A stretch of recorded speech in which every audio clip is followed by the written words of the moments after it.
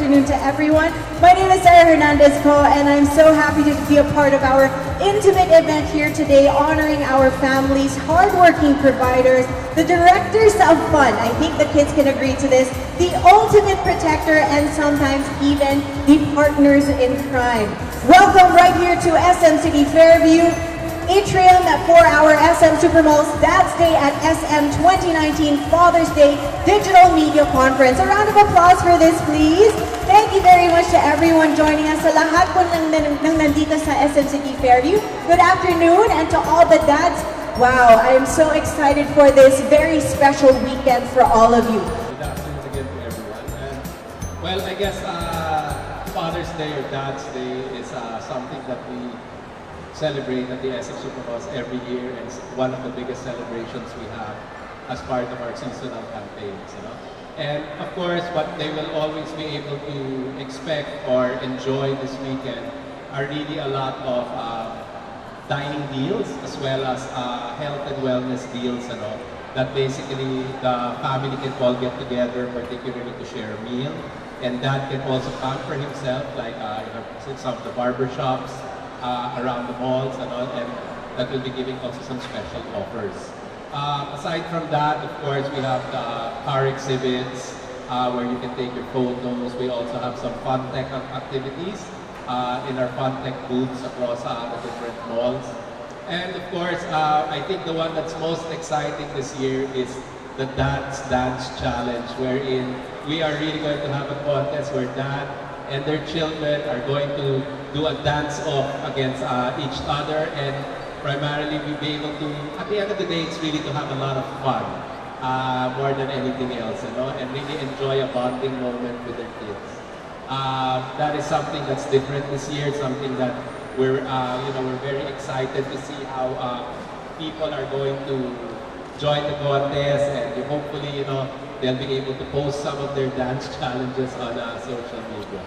So that's really a lot of the things that are going to be happening around the SM Supermalls this Father's Day, this Sunday. It's so amusing to hear all the activities that you've planned out for the dads. Kasi parang it sounds like lahat ng Filipinang dads, you were able to check on the list, because like you mentioned, eating, of course, very important that we share a special meal to celebrate our dads this weekend. But also haircuts, pampering them. Those are the simple joys of fathers, right? Haircuts, pampering, big toys that they get to play with. Maybe the dance off is something that they won't say, but something that they'll also enjoy deep down inside. So, and also a lovely memory that they can share with their children for many years to come. So it's a very exciting lineup of activities. Thank you for coming up with all of this for the team of SM. Thank you, Sir John. It really sounds like, the moms here who are watching, who are here with us today, you can really plan an entire weekend para sa mga daddies in your lives, and make sure that they come off the weekend feeling very special, and talagang nag-enjoy sila on their special weekend for all the super dads. Also the titos and the lolos, all those who deserve to enjoy Father's Day as well. But speaking of big toys, again, Toy Kingdom is very much joining us in our celebration as well, because it's #Dad's Day at SM 2019. Our families, directors of fun, will definitely love the huge treat that Sir John mentioned from Toy Kingdom and also from Rich Prime here at SM City Fairview. So we're already seeing one of the big toys that we're talking about. Fun and freedom will definitely go hand in hand with the 4DR 4x4 2017. Can you guys all just take a little peek at it right now? 2017 Jeep Wrangler JK from U2YZ Bodyworks Auto Spa and Detailing. So it's absolutely beautiful. Not only does it incorporate also the classic Jeep brand vehicle design, and also the engineering to bring all of the weather capability and off-road prowess, but it also, the little kids will love this, the big kids and the little kids. It also resembles the Hot Wheels themed automotive off-road series. So for the kids, it'll feel like the blown-up version of their toys. For the dads, it's their dream car. So definitely something they'll enjoy, and indeed everything is right here at SM for the super dads, including their most wanted toys. But thank you again to Sir John for letting us know about the different activities that are lined up for the weekend. I'm so excited for all the super dads. Now let's move on to one of our family experts or celebrity family experts joining us here today, who I usually see her as a resource person on popular TV shows. So Doc Michelle Alignay, good afternoon. Thank you for joining us.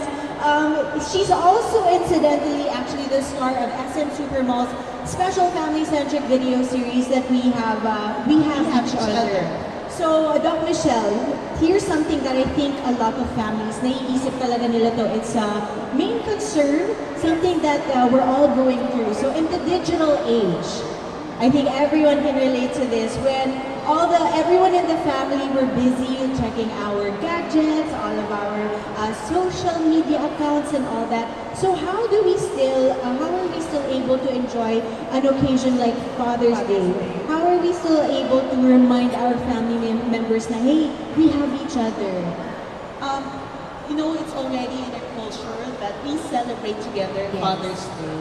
But the good challenge that each family can do for this year is that a non-digital day. Challenge. Because it's a day for that. Make it a non-digital day. After you've taken photos, maybe it would be a good day for everybody to park their gadgets. So that the family, since it's a special day for that, can have focused time to bond with that. So the center of the attention is not supposed to be just reading that online, but being with each other, sitting down, laughing, hugging, eating, sharing, and just having the presence of family. Because now that's very much compromised because we already have the gadget to just simply connect with everything. But there's nothing can replace real connections and real laughter and presence of each one in the family. You're saying talagang, be present in the moment. Especially when the kids are growing. This is the really good time for the dads to really be intentional. I'll use the word for dads and families to really be intentional in telling the kids, hey, we're gonna not have gadget today because we're gonna celebrate. But for the big kids, it's your chance to show that it's a time to bond with you with no gadgets, just you and us.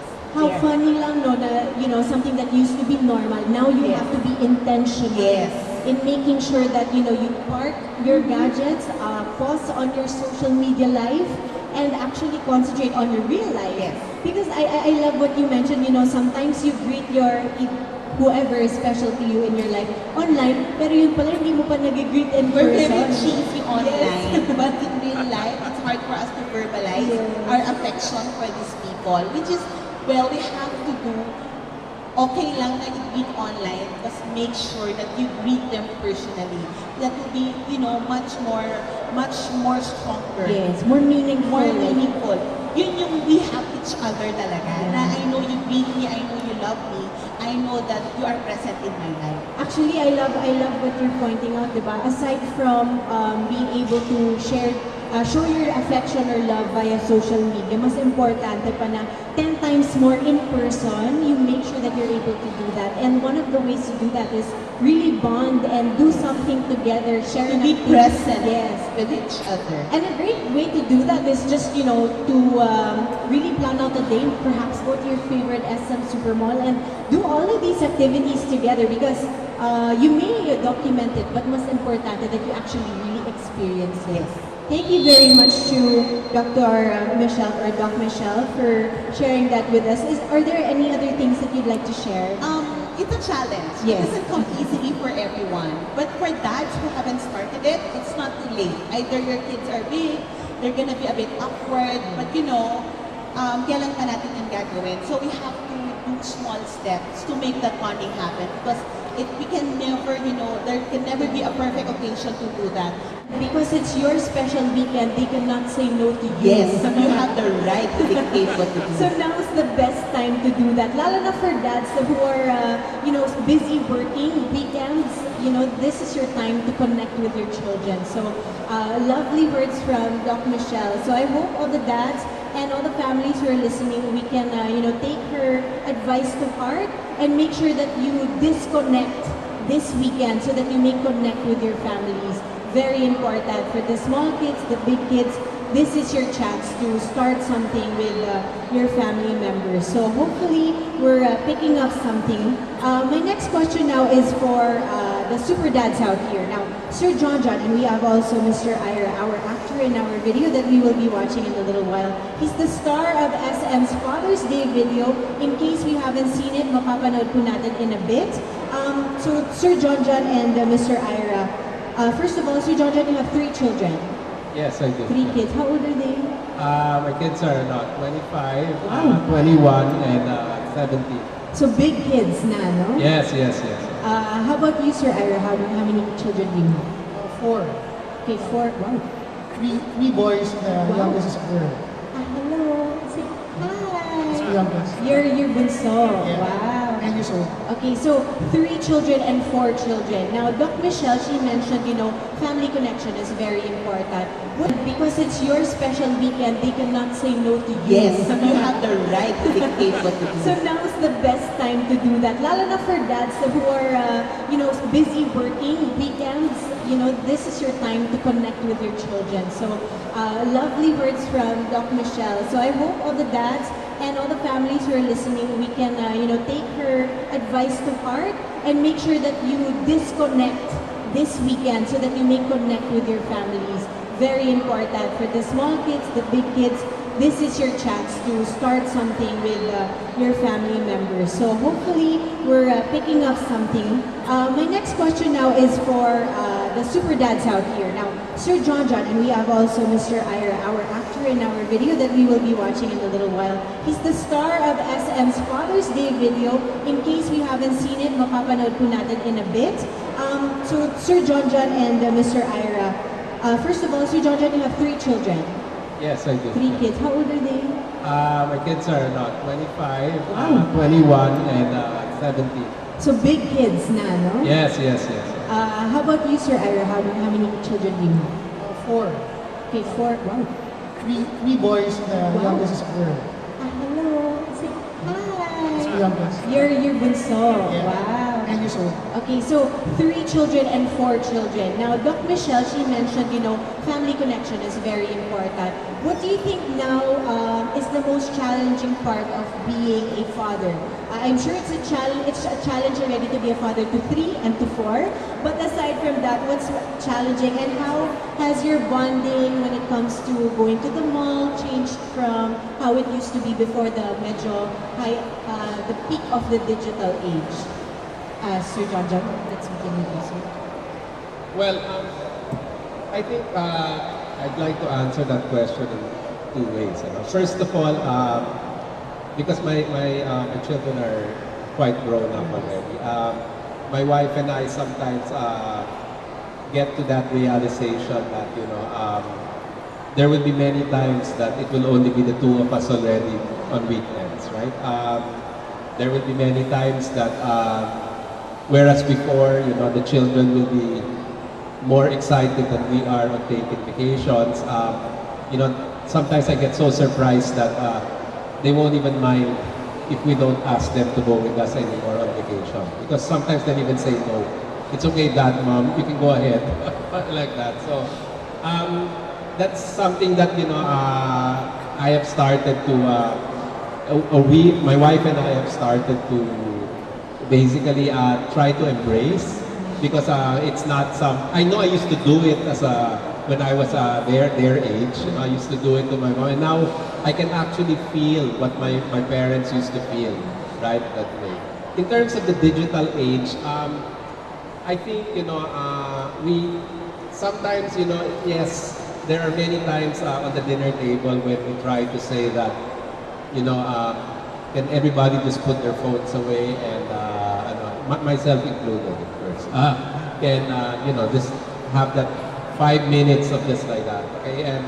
But I guess through the years, we've actually learned how to adapt to that kind of a situation, right? And sometimes you just cannot fight, diba, the way the new culture is, and while you want it to be the way it was before, you really have to be able to do that particular, you have to be able to adapt and basically find those moments, right? And I guess that's also something that we do here at the malls, right? we don't necessarily, we would like to have certain bonding moments, but we really have to adapt ourselves and really, evolve into what the culture is actually, the culture today is actually calling for. That's a lovely point that you've made, no? So you can't really fight it. It's best for you to really just adjust to it and find your new normal with how things are changing. It's not easy though, Yeah, but it's something sometimes you gotta do. But as fathers, I'm sure you're able to still find ways to really connect with your children. Of course, those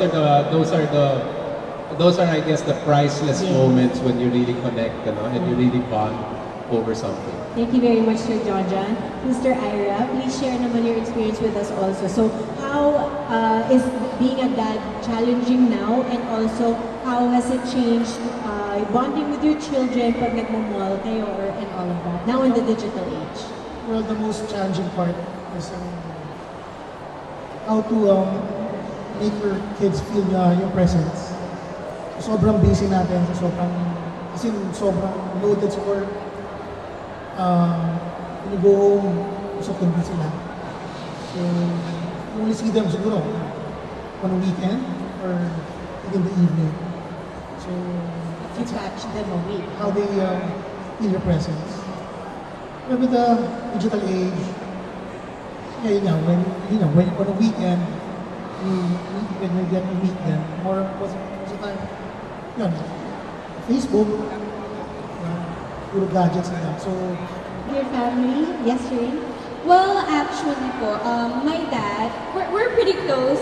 All I can say po kasi is, when I want to show my appreciation to my dad, or my family in particular, madaldal po kasi talaga ako in nature. So, when I want to show my appreciation or I want to bond with them, nagkikwento ako about my day, or I just pretty much talk about anything with them. And I think that's us already bonding.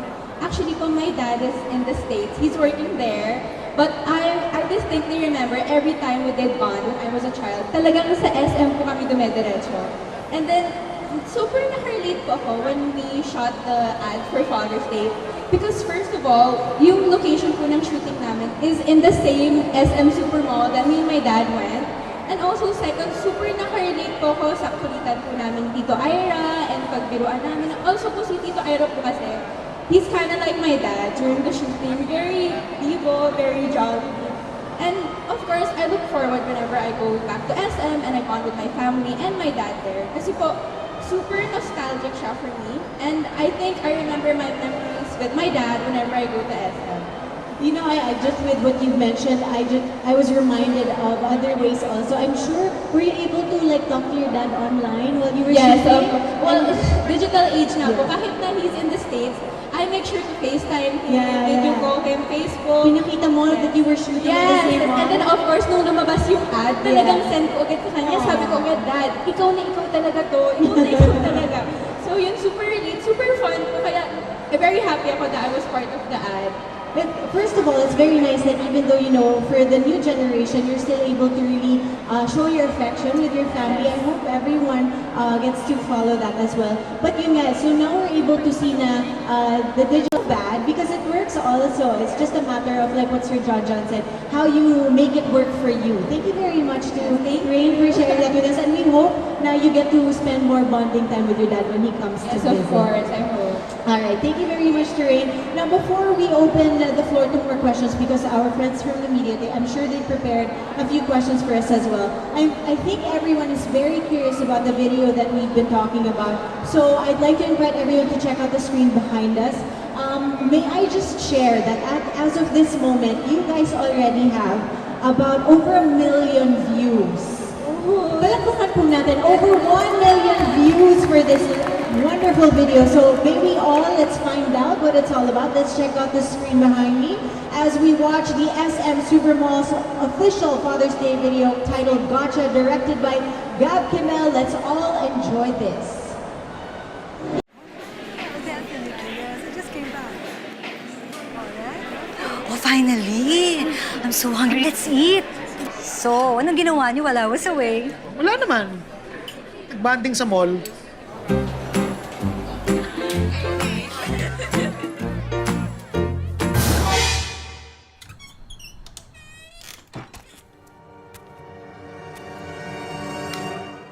Uy, 12:30 na. Saan ka na naman galing? Eh, ikaw, Dad. Ano po yung hawak mo? Okay. Yun lang ginawa nyo? Ano pa? Nag-bowling. Yun! Di ba? Isa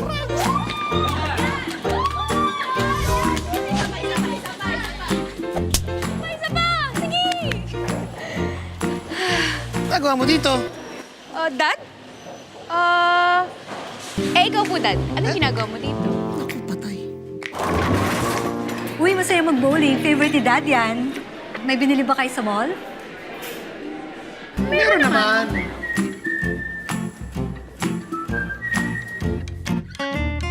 Ay, ba, miss? Ang kulay meron. Ganda, magandang size. Sakto lang ba sa akin? Anak? Huli ka! Gawa mo? Uy, papogi. Patingin na po, Dad. Patingin. Bari ko na nga. Akala ko naman mag-work ka with Dad while I was away.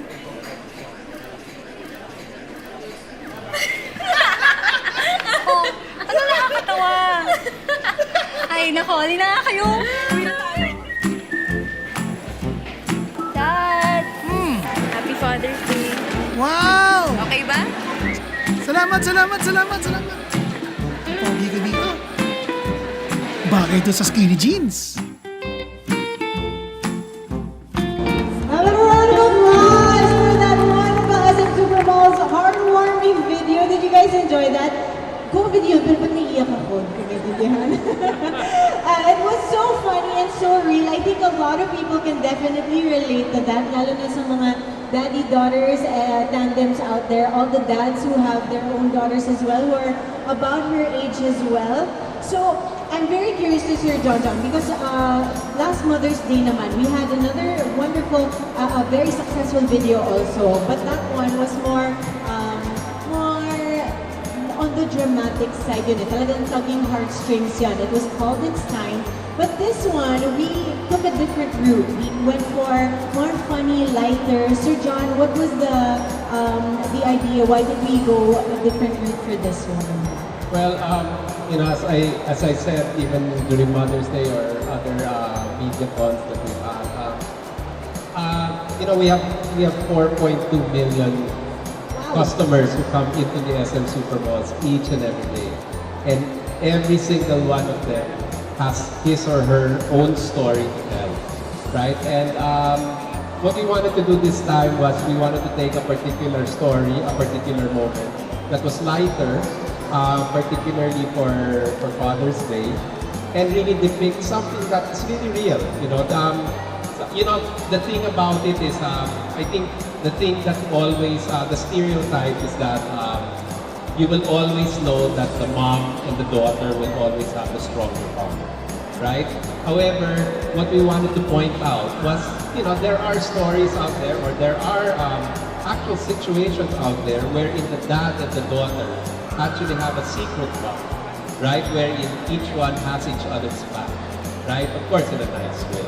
And these are some things that we would like to also portray, right? And some of the stories we would like to tell, right? And some of the moments that we would like to depict that happens also in the essence.